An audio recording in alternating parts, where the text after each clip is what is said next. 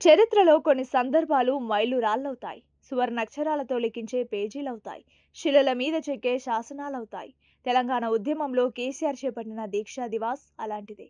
ఆ సందర్భం, ఆ దీక్ష సాగినన్ని రోజులు రాష్ట్రంలో నెలకొన్న ఉద్వేగం, కట్టలు తెంచుకున్న యువత ఉద్రేకం, టీవీల ముందు వార్తల కోసం ఎదురుచూసిన ప్రజల ఆరాటం, ఇవన్నీ కళ్ళతో చూసిన వాళ్ళకే తెలుస్తోంది. తెలంగాణ సాధనలో కేసీఆర్ దీక్షకున్న పాత్రేమిటో. ఇవాళ ఎవరో ఏదో అనవచ్చు. ఎవరెవరో గుంపులో గోవిందలు సాధన క్రెడిట్‌ను తమ ఖాతాలో వేసుకోవచ్చు.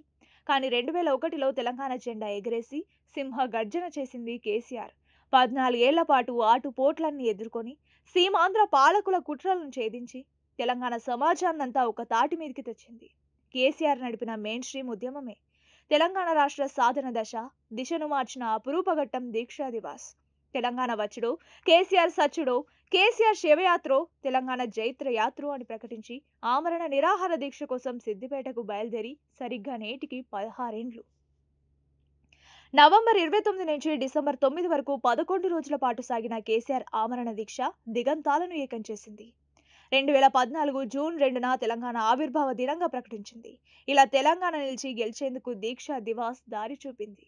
మరిన్ని అప్డేట్స్ కోసం మన ఛానల్ని ఫాలో అవ్వండి.